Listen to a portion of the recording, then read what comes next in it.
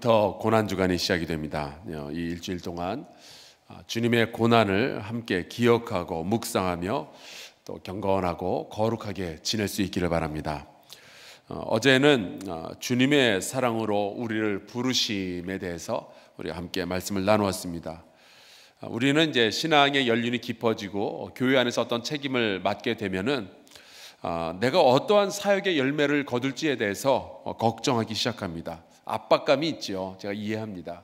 그래도 내가 집사인데, 내가 권사인데, 내가 장로인데, 내가 목사인데, 그러면서 우리는 굉장히 좀 압박을 느끼기 시작합니다. 제가 다 이해합니다. 왜냐하면 그 압박 주는 사람 중에 하나가 저니까. 그런데 그렇게 우리가 열매를 보기 위해서 애를 쓰는 과정 속에서 주님께서 우리에게 주시는 말씀은 너희가 정말 애써야 할 것은 주님의 사랑에 연결되어져 있는 것이다 말씀하시죠. 그러니까 우리 인생의 최대의 사명은 얼마나 큰 일을 하는가가 아니라 내가 얼마나 오랫동안 주님께 붙어 있는가 하는 겁니다. 그러면은 주님께서 알아서 우리를 통해서 열매를 맺어주실 텐데 그 말씀 믿고 우리가 주님께 끝까지 붙어 있기를 간절히 축원합니다. 오늘은 요한복음 21장에 나오는 회복으로 부르시는 예수님의 이야기입니다. 성경에 보면은 하나님께서는 회복을 굉장히 소중하게 여기십니다. 아담과 하와가 선악과를 따먹었을 때에도 그냥 에덴 동산에 그냥 내쫓으시면은 그냥 그걸로 그만일 텐데도 아무 말 할 말이 없을 텐데도 굳이 그 사람들에게 가죽옷을 지어서 해 입히시죠. 회복의 단서를 그들에게 다시 주시는 거예요. 노아의 홍수 때에도 그냥 싹 쓸어버리고 처음부터 사람 다시 만들어서 시작하시면 될 텐데 무지개를 보여주시면서 내가 다시는 물로 심판하지 않겠다 하시며 이 노아의 가정을 통해서 다시 한번 인류를 회복하는 작업을 하십니다.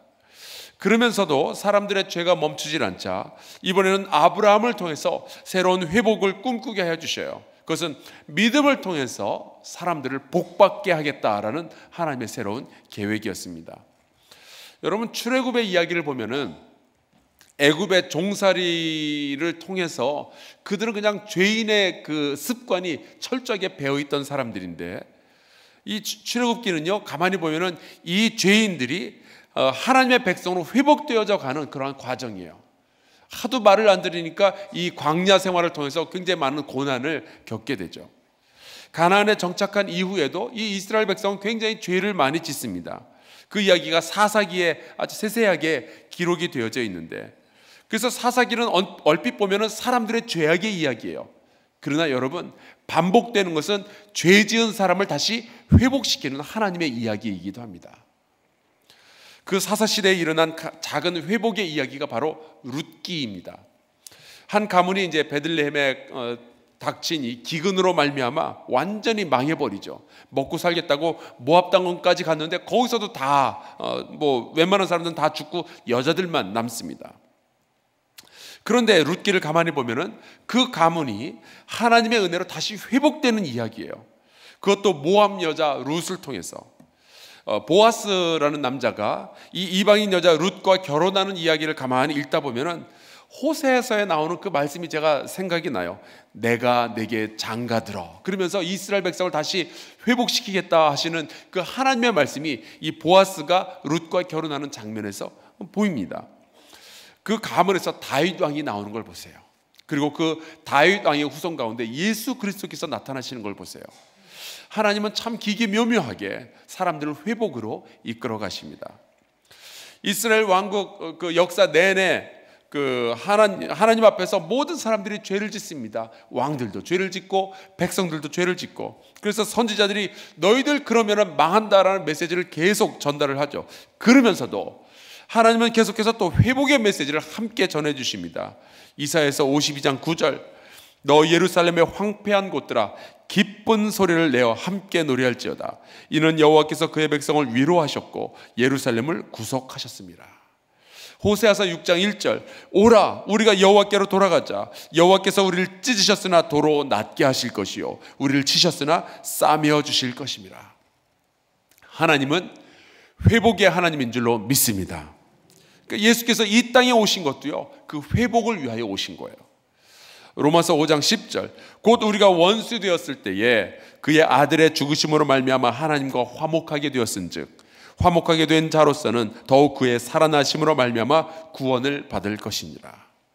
주님께서 우리 그 제자들에게 주신 그 말씀 가운데 잃어버린 한 마리의 양 이야기, 잃어버린 동전의 이야기, 탕자의 이야기, 삭개오의 이야기, 이 모든 것들은 다 회복시키시는 하나님에 대한 이야기예요.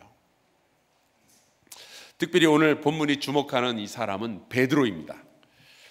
왜냐하면 베드로가 회복될 이유가 있는데 베드로와 예수님의 관계가 완전히 산산조각이 나버렸거든요. 예수님은 십자가에 달리시기 전에 너무나도 고민스러워서 제자들 가운데 그 중에서도 특별히 베드로와 야고보, 요한 요 세 사람을 딱 데려다가 같이 겟세마네 동산에 가시면서 너희들 내가 너무 힘드니까 너 나랑 같이 기도하자. 그래서 데려가셨어요. 그런데 베드로는 거기 그 세 사람 중에 한 명으로 끌려갔지만 기도는 안 하고 그냥 쿨쿨 잠만 자죠. 배신한 거예요. 예수께서 군병에게 잡히셨을 때 마태복음 26장 56절에 보니까 제자들이 다 예수를 버리고 도망하니라 라고 기록되어져 있어요. 그 가운데 베드로가 있었습니다. 나름 이 베드로는 어찌 되는지 보려고 예수께서 신문 나가셨던 이 가야바의 관저까지 쫓아갔다가 오히려 작은 여자아이 하나한테 걸려가지고 기가 질려서 예수님을 모른다고 3번이나 부인하고 심지어 저주까지 했어요. 그러니까 베드로와 예수님의 관계는 완전 철저하게 깨져버린 거예요. 그런데 문제는 그렇게 철저하게 배신을 당하셨던 예수께서 죽었다가 사흘 만에 부활하신 겁니다. 자, 근데 예수님은 부활하셨지만 과연 예수님과 제자들의 무너졌던 이 관계는, 깨져버린 이 관계는 다시 회복할 수 있을까? 답부터 먼저 말씀드리자면 회복이 가능합니다. 왜 그런지 아세요? 제자들이 회복을 원하기 전에 예수께서 먼저 회복을 원하셨어요. 그래서 회복이 가능합니다. 여러분, 우리가 하나님과의 관계의 회복을 원하는 것보다 하나님께서 우리와의 관계의 회복을 훨씬 더 많이 원하셔요. 그래서 제자들이 그렇게 배신을 하고 도망을 갔는데 만약에 제가 예수님이면요, 이 제자들 꿈속에 나타날 거예요. 피를 뚝뚝 흘리면서 어떻게 네가 나를 버리고 도망갈 수 있니?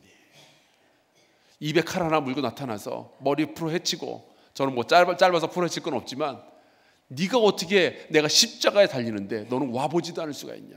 저 같으면 그럴 것 같아요. 베드로한테 찾아가서 네가 날 모른다고 3번 부인했지.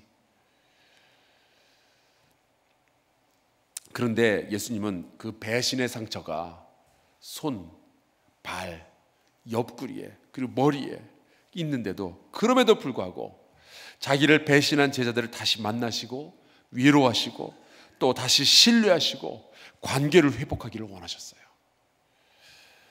오늘 말씀에 보면은 부활하신 예수께서 베드로를 갈릴리 해변에서 만나시고요, 함께 아침 식사도 하시고 베드로에게 물어보셔요. 요한의 아들 시몬아, 내가 이 사람들보다 나를 더 사랑하느냐? 그 순간에 베드로의 마음에 뜨끔하지 않았겠어요? 올 것이 왔구나. 여러분, 우리가 살다 보면은 그 받기 싫은 질문들 있죠. 이번 설날에도 어김없이 젊은이들이 받기 싫은 질문 순위가 매겨졌어요. 부동의 1위, 사귀는 사람은 있니? 결혼은 언제 하니? 2위, 연봉은 얼마니? 다니는 회사 괜찮니? 3위, 언제 취업할래? 여러분, 지금 베드로가 그 듣기 싫은 질문을 지금 받은 거예요. 내가 날 사랑하느냐? 근데 그 질문이 한 번도 아니고 3번 반복됩니다. 그 질문을 들을 때마다 베드로는 얼마나 죄송하고 후회가 되었을까요? 자기 자신이 얼마나 미웠을까요? 예수님을 배신한 것이, 그리고 예수님과의 관계가 그렇게 망가진 것이 얼마나 가슴이 아팠겠어요. 그런데 예수께서 이 질문을 베드로에게 3번이나 네가 날 사랑하냐고 물어보신 것은 베드로에게 잔인하게 복수하려고 하시는 것이 아니라 베드로의 관계를 회복시키기 원하시는 거예요. 왜 원하셨기 때문에 그래요. 예수께서 그 베드로가 예수님을 모른다고 부인한 횟수만큼 베드로의 입으로 또 여러 사람들 앞에서 사랑의 고백을 다시 하게 해주셔요. 배신의 상처를 딛고 일어설 수 있는 그 기초를 주님께서 만들어 주시는 거예요. 그리고 베드로에게 그 3번 다 사명을 다시 한번 주십니다. 너는 이제 끝이야. 너랑 나랑 끝났어. 그러시는 것이 아니라 네가 나를 위하여서 이 양들을 다시 쳐줄 수 있겠느냐 물어보시는 거예요. 예수께서 베드로에게 하신 말씀을 꼭 기억하시길 바라요. 내 양을 먹이라. 만약에 예수님께서 이 배신의 상처로 인해서 이제 끝났다, 관계 회복 없이 그냥 예수님 혼자서 부활하시고 예수님 혼자서 그냥 승천하셨으면은요, 예수 그리스도께서 가르치셨던 그 모든 가르침은요, 예수님의 승천과 함께 끝났을 거예요. 더 이상 전수되지 않았을 거예요. 제자들이 무슨 낯짝으로 어딜 가서 예수님의 말씀을 전하겠어요? 그 배신자들이. 그러나 예수님께서는 배신자 베드로와 그 제자들을 만나서 용서하시고 다시 관계를 회복하시고 다시 신뢰하셨을 때, 그리고 그들에게 다시 사명을 맡겨주셨을 때, 이 베드로와 그 제자들은요, 그 나머지 여생을 죄인으로서 살아간 것이 아니라, 배신자로서 가슴 치면서 후회하면서 인생을 살아갔던 것이 아니라, 예수 그리스도를 위해서 자기의 목숨을 바치는 인생으로 살아갈 수가 있었던 거예요.